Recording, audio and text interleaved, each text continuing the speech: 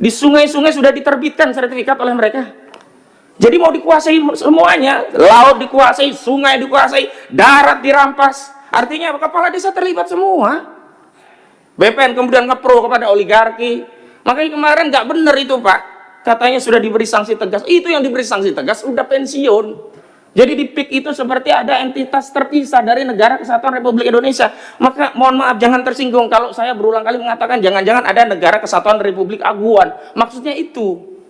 Ini tanah hak negara mau dirampok oleh Jokowi dikasih kepada Aguan. Kenapa? Dari 1.755 hektar proyek PIK 2 yang disebut dengan Tropical Coastline, 1.500-nya itu kawasan hutan lindung yang kewenangannya ada pada negara. Mau dikasih kepada PIK 2, dikasih ke Aguan.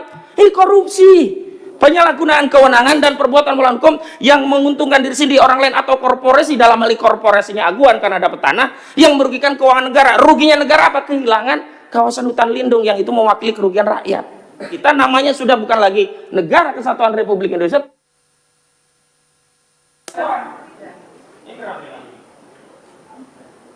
Kami membuat hari Selasa itu adalah jadwal untuk kita bisa menerima pengaduan-pengaduan masyarakat yang bersifat secara makro maupun juga bersifat individual. Tetapi karena biasanya banyak sekali yang meminta, maka kami klaster dengan isu-isu yang kebetulan sedang ditangani atau yang masih dalam proses berjalan. Karena kami tahu kalau untuk menampung hampir semua permasalahan agraria tentunya waktunya yang mungkin kurang cukup. Untuk itu hari ini kami menerima masukan atau juga mungkin pengaduan-pengaduan dari masyarakat terkait permasalahan tanah terutama di beberapa wilayah. Contohnya ada yang di wilayah Banten, wilayah Tangerang, wilayah Jawa Timur dan lain-lain. Hadir juga di sini ada staf sus Menteri ATR BPN. Baik, Bapak Ibu, para hadirin yang kami hormati, yang kami banggakan, kami menyampaikan terima kasih sebesar-besarnya kepada kawan-kawan Kepala Kanwil BPN Provinsi Banten, Kanwil BPN Provinsi Jawa Timur, Kepala Kantor Pertanahan Kabupaten Tangerang, Saudara Kepala Kantor Pertanahan Kabupaten Serang, Saudara Kepala Kantor Pertanahan Kabupaten Sumeneb, Saudara Forum Tanah Air, Saudara Tim Advokat Perlawanan Terhadap Oligarki Properti Perampasan Tanah Rakyat, dan Saudara Aliansi Rakyat Bergerak Kabupaten Sumeneb, Provinsi Jawa Timur atas kesediaannya. Jadi secara garis besar, Forum Tanah Air akan menyampaikan aspirasinya terkait perlindungan hukum bagi rakyat Banten yang terkena dampak langsung dari proyek PIK 2 serta permasalahan tanah lainnya. Berikutnya, tim advokat perlawanan terhadap oligarki properti perampasan tanah rakyat terkait dengan gugatan proyek PSN PIK 2 di 10 kecamatan, 9 kecamatan di Kabupaten Tangerang dan 1 kecamatan di Serang, yakni Kecamatan Teluk Naga, Paku Haji, Sepatan, Mauk, Kronjo, Kresek, Gunung Kelem, Kemiri, Mekar Baru, dan Kecamatan Tanara, Kabupaten Serang. Dan juga perampasan tanah dan laut oleh oligarki PIK 2, pengembang Agung Sedayu Group dan Salim Group. Yang ketiga, Aliansi Rakyat Bergerak Kabupaten Sumeneb Provinsi Jawa Timur terkait dengan penerbitan sertifikat hak milik di Laut Gresik Putih Gapura, Sumeneb, Jawa Timur. Terdapat 19 SHM yang dipersoalkan. 18 SHM terbit pada 2009 dan 1 SHM terbit pada 1997 melalui program Land Management and Policy Development Program LMPDP pada 2009. Sertifikat tersebut mencakup lahan dengan total luas sekitar 40 hektar yang oleh masyarakat dan berbagai pihak dianggap sebagai wilayah laut dan pantai. Warga melaporkan dugaan tindak pidana pemalsuan dokumen dan atau pemalsuan surat atas dokumen penerbitan SHM, termasuk setelah SHM diterbitkan yang melibatkan pemerintah desa dan pejabat BPN. Pengaduan masyarakat yang kita terima hari ini menjadi indikasi kuat bahwa masalah ini butuh perhatian serius dari semua pemangku kepentingan. Kami dari Komisi 2 siap menjadi jembatan yang menghubungkan rakyat dan pemerintah dalam mencari solusi yang solutif dan adil. Bapak Ibu yang kami hormati, sebagaimana kita ketahui, kami Komisi 2 beserta dengan pemerintah pada saat itu langsung mendesak ketika ada case pagar laut yang pertama kemarin, dan alhamdulillah sudah ada tersangkanya, sudah banyak yang pejabat-pejabat yang dikeluarkan, tapi tentunya masih banyak pertanyaan-pertanyaan lainnya. Oleh karena itu kami persilakan hari ini Bapak dan Ibu untuk menyampaikan aspirasinya. Kita mulai terlebih dahulu dari tim advokasi perlawanan terhadap oligarki properti perampasan tanah rakyat. Silakan. Baik, terima kasih pimpinan Komisi 2 DPR RI. Bismillahirrahmanirrahim. Assalamualaikum warahmatullahi wabarakatuh. Terima kasih, permohonan audiensi kami sekitar Desember 2024 yang lalu sudah ditindaklanjuti.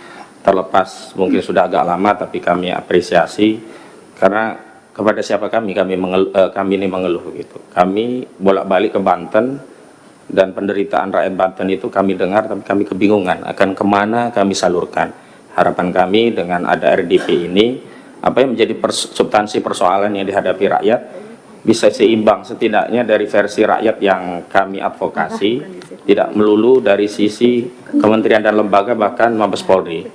Karena terus terang apa yang hari ini diupdate kepada publik yang menurut pimpinan tadi disyukuri, bagi kami ya belum bisa kami apresiasi karena fakta di lapangan itu masih sangat jauh dari kenyataan apa yang saat ini diupdate, dan bahkan dugaan kami ada upaya lokalisir dan juga menumbalkan pihak-pihak tertentu sehingga pihak yang lainnya yang semestinya lebih bertanggung jawab terhadap persoalan ini harus diseret di dalam proses hukum tapi tidak diproses begitu.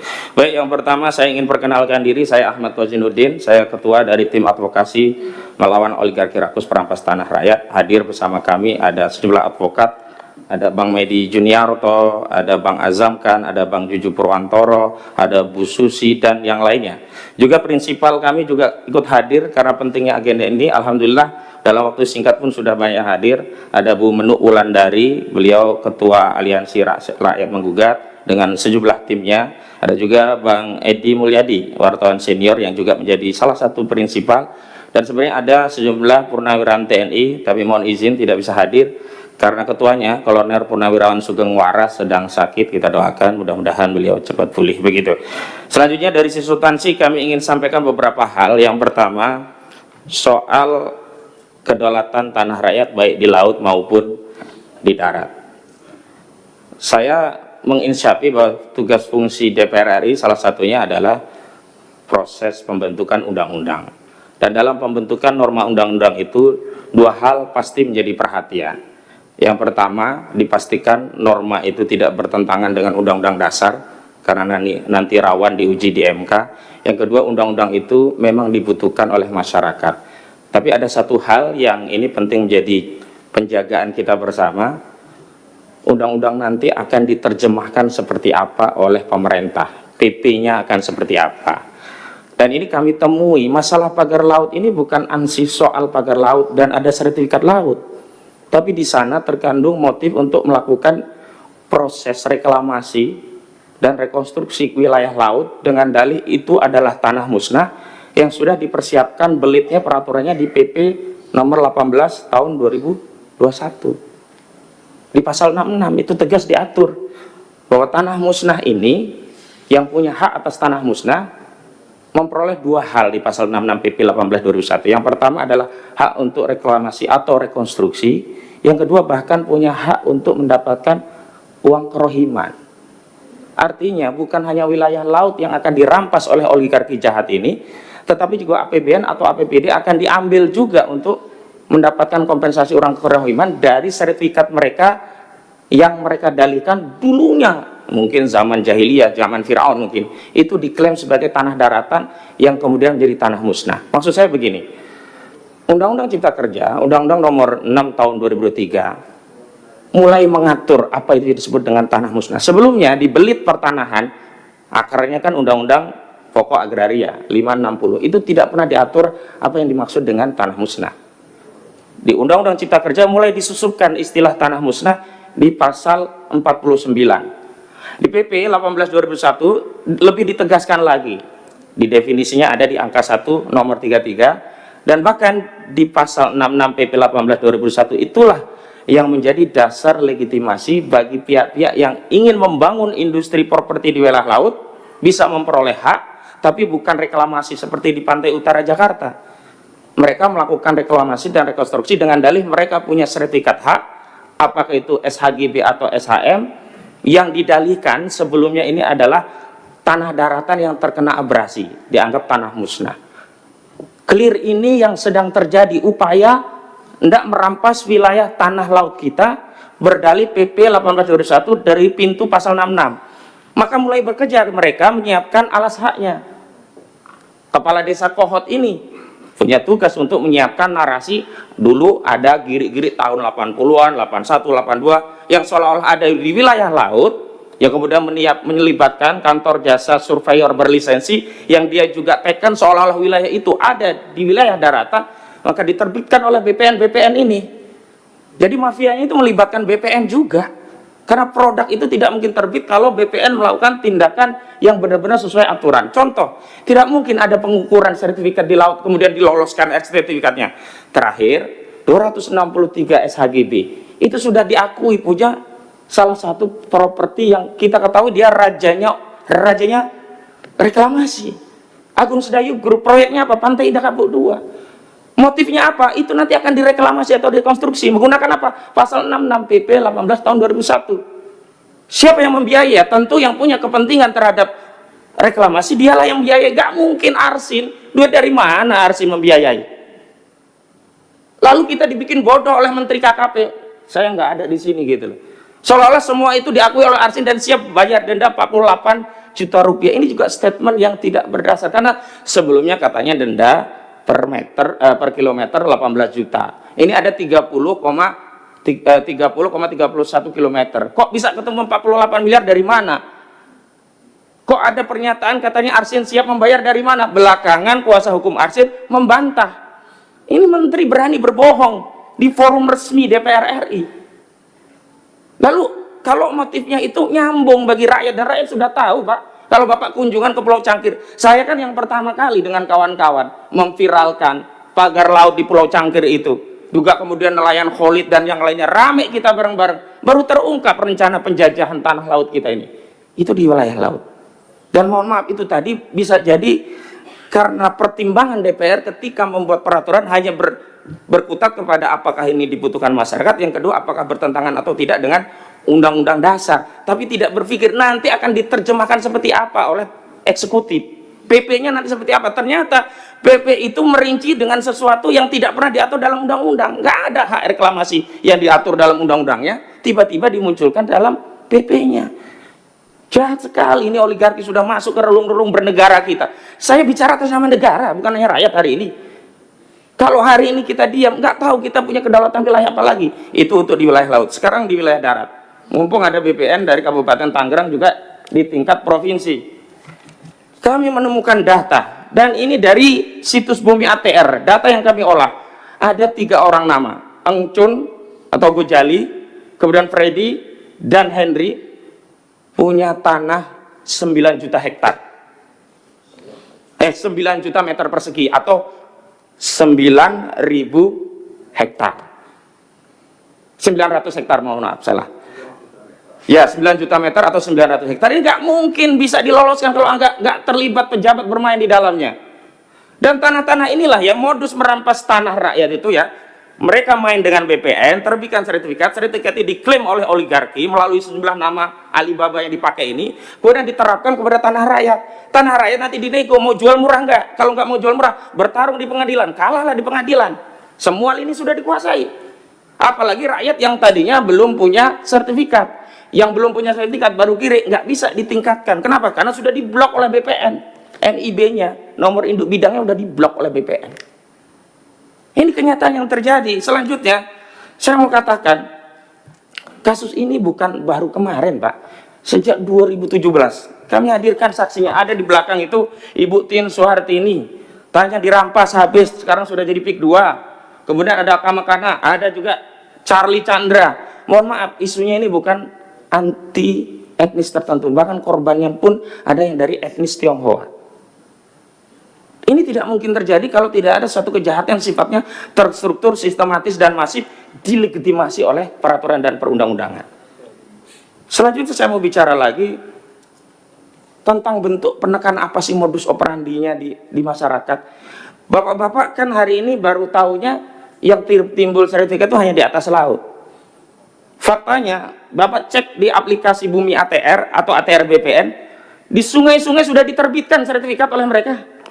Jadi mau dikuasai semuanya, laut dikuasai, sungai dikuasai, darat dirampas. Kenapa kami konsisten menggunakan terminologi merampas tanah rakyat? Kenapa?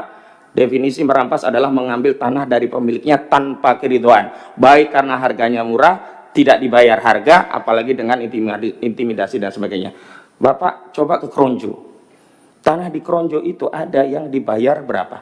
Rp30.000 per meter. Ada yang Rp50.000. Itu pun belum dibayar semua. Ada seorang petani di Kronjo sedang menunggu panen sawahnya. Tiba-tiba datang tanah urukan menumbun tanah sawah tadi. Ini dekat dengan sungai yang sebelumnya sudah diuruk. Kalau sekarang sudah dinormalisasi, namanya Sungai Kalimalang. 20 meter lebarnya, 3 km diuruk. Karena rame inilah alhamdulillah dinormalisasi. Tapi di dekat situ juga ada sawah menjelang panen, tidak ditanya pemiliknya, langsung diuruk. Kebingungan ini. Akhirnya apa? Mereka tanya ke kepala desa. Di kepala desa dijembatani, akhirnya dinego biar menerima 50 juta. Artinya kepala desa terlibat semua. BPN terlibat, kepala desa terlibat, DPRD dan Pemda terlibat dalam apa? Proses pembentukan RT RW-nya, rencana tata ruang dan wilayah. Walau belakangan rencana detail tata ruangnya belum ditindaklanjuti karena ketahuan semuanya. Apa dasar mereka?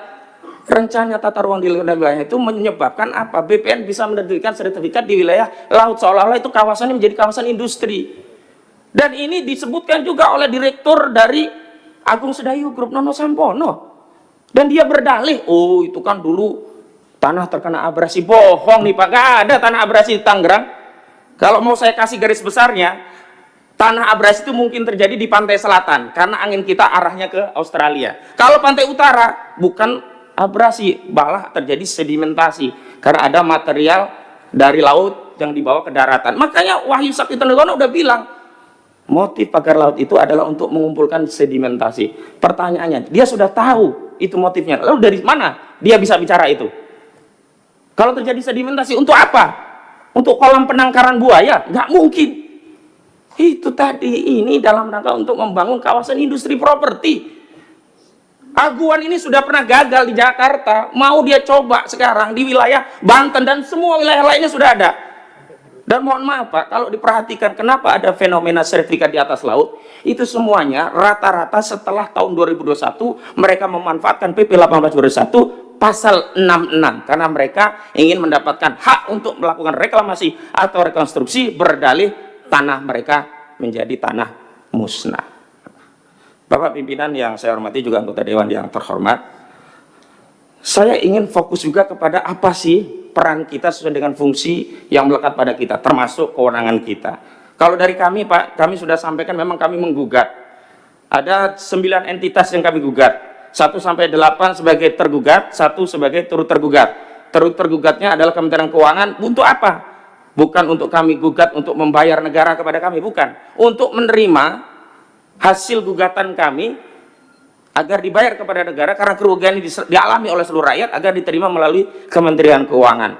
Mohon izin saya sampaikan, tergugat 1-nya Aguan atau Sugianto Kusuma, tergugat 2 Antoni Salim, tergugat 3 adalah PT Pantai Indah Kapuk, tergugat 4 adalah PT Mandiri Lestari, ya, Mandiri Sukses Makmur Lestari. Kemudian ada tergugat berikutnya ada Jokowi, ada Erlangga Hartarto, ada tadi yang disebutkan dari Abdesi Surtawijaya dan Mas Kota. Saya menjadi saksi ada pos Abdesi di Kecamatan Kronjo dekat tikungan yang di sana ada patung ikan dan udang. Belok kiri sedikit disitulah. Sebelumnya waktu saya dengan kawan-kawan dari LBH Muhammadiyah belum hadir di situ, itu masih terpampang plakatnya. Tapi ketika rekan Gufroni dari LBH Muhammadiyah membuat video di depan kantor Abdesi itu, sekarang sudah dihilangkan. Saya bilang kepada saudara Gufroni, laporkan saja itu obstruction of justice, itu menghilangkan barang bukti keterlibatan ABC dalam perampasan tanah rakyat. Karena itu, agar kita bisa berbagi juga dengan yang lainnya, satu hal yang ingin saya sampaikan juga bahwa PP ini Pak, Januari 2026 akan menihilkan hak rakyat, di mana bukti-bukti kepemilikan rakyat tanah adat yang selama ini sudah menjadi pegangan mereka seperti Giri, Kikitir, Kohir, dan seterusnya, itu tidak akan diakui. Nanti oligarki ini kalau mau ngerampas tanah lebih mudah, dia cukup main dengan BPN. Sekarang saja yang PP ini belum berlaku, per Januari masih diakui Giri, masih boleh untuk peningkatan hak untuk menjadi SHM atau SHGB. Itu saja sudah banyak yang dirampas dengan modus menimpakan, di overlap. Produk BPN ini di overlap punya rakyat. BPN kemudian ngepro kepada oligarki. Makanya kemarin nggak benar itu Pak. Katanya sudah diberi sanksi tegas. Itu yang diberi sanksi tegas udah pensiun. Salah satunya kepala BPN kabupaten itu. Dari mana orang pensiun diberi sanksi tegas dan diturunkan dari jabatannya? Jabatan apa? Kok kita semua sekarang dibodoh-bodohi begini, Pak? Kita mau bernegara seperti apa kita ini? Apakah kita akan membiarkan negara ini dikuasai oleh swasta? Apakah, nah tadi negara, kita itu entitas negara loh Pak. Kok kalah dengan swasta? Sebagai contoh, di Lemo, desa itu, ada apartemen tinggi. Kepala desanya nggak tahu siapa warga desanya. Ketika masuk mau data nggak boleh. Jadi di PIK itu seperti ada entitas terpisah dari Negara Kesatuan Republik Indonesia. Maka mohon maaf, jangan tersinggung kalau saya berulang kali mengatakan jangan-jangan ada Negara Kesatuan Republik Aguan. Maksudnya itu.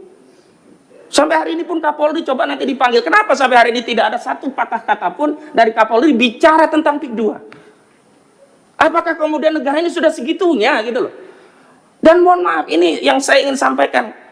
3 hari yang lalu saya kunjungan ke Kesultanan Banten bernama sejumlah purnawaran TNI. Ada Laksamana Slamet Subiganto Purnawirawan, ada Pak Samsu Jalal Purnawirawan, juga ada Pak Sunarko Purnawirawan, Maijen sama Laksamana. Kami menerima keluhan dari Banten. Apa coba sekarang narasi yang berkembang di wilayah Banten?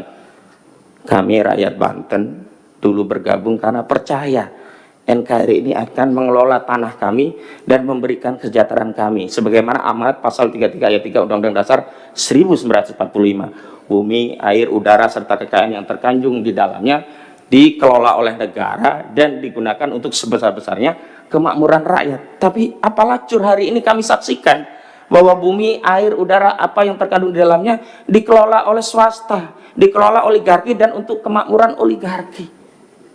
Lalu apa alasan kami untuk tetap bersatu dengan NKRI? Ini sekarang narasinya di Banten itu sedang berpikir apakah kita kembali ke Kesultanan Banten, sekedar informasi. Lalu yang penting juga untuk kami sampaikan adalah bahwa kasus ini sebenarnya kalau negara hadir, sejak pagar itu 1 meter saja sebenarnya sudah selesai. Memang ini ada masalah besar. Tapi bukan berarti sebagai bangsa yang besar kita tidak bisa menyelesaikan persoalan ini. Caranya dengan apa? Jujur. Tadi yang disebut, yang jadi tropical coastline itu Bapak-Bapak, mohon maaf saya kasih tahu, ini tanah hak negara mau dirampok oleh Jokowi dikasih kepada Aguan. Kenapa? Dari 1.755 hektar proyek PIK 2 yang disebut dengan tropical coastline, 1.500-nya itu kawasan hutan lindung yang kewenangannya ada pada negara. Mau dikasih kepada PIK 2, dikasih ke Aguan. Ini korupsi. Penyalahgunaan kewenangan dan perbuatan melawan hukum yang menguntungkan diri sendiri, orang lain, atau korporasi, dalam hal korporasinya Aguan karena dapat tanah yang merugikan keuangan negara. Ruginya negara apa? Kehilangan kawasan hutan lindung yang itu mewakili kerugian rakyat. Sejelas ini sebenarnya masalahnya. Tapi kenapa yang ditangkap baru Arsin? Kalau mau saya bilang, bukan hanya Arsin, bukannya BPN pun. Begini info yang saya dapat. SHGB itu seolah-olah hanya dikeluarkan oleh Kantah. Padahal menurut kewenangannya, kalau dia di bawah 4.000 memang Kantah. Di atas 4.000 sampai 10.000 Kanwil. Di atas 10.000 Menteri. Kenapa sekarang kemudian yang tahu kita malah menterinya kebakaran itu kantornya? Dan kami sudah dapat info di lapangan itu ada yang luasnya 30 hektar. Berarti kalau RSHGB 30 hektar salah satunya itu mustahil oleh Kantah. Dan saya minta kepala desa dan Kantah semuanya, ayolah kita tobat gitu loh. Tobat nasuha demi anak cucu kita ke depan. Apa yang mau kita wariskan bagi anak cucu kita kalau semua kedaulatan sudah dirampas pada hari ini, padahal kita masih hidup di hari ini dan kita bisa mengambil tindakan di hari ini. Saya ulangi statement saya di ILLC beberapa waktu lalu sekaligus penutup penyampaian saya di dalam rapat ini. Bapak-bapak, Ibu sekalian yang kami muliakan. Hakikatnya kita tidak mewarisi bangsa ini dari para pendahulu kita, daripada pendiri bangsa kita. Tapi sejatinya kita sedang mendapat titipan amanah bangsa ini dari anak cucu kita, generasi selanjutnya. Maka sudah menjadi kewajiban tanggung jawab kita agar apa? Negara ini sampai kepada rakyat kita. Jangan sampai negara ini nanti sampai kepada rakyat kita namanya sudah bukan lagi Negara Kesatuan Republik Indonesia.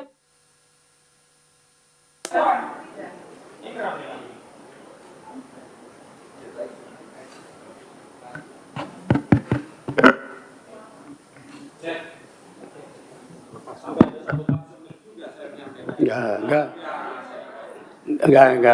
Saya klarifikasi, itu enggak ada sabotase. Kalau sabotase berarti saya instruksi. Tapi ini kan enggak, mati sendiri. Oke. Saya memberikan waktu seluas-luasnya, Bapak mau bicara apa saja silakan. Tolong dicek dulu, mungkin ada yang kesenggol kabel-kabelnya. Ini biasanya ada yang kesenggol kabel-kabelnya.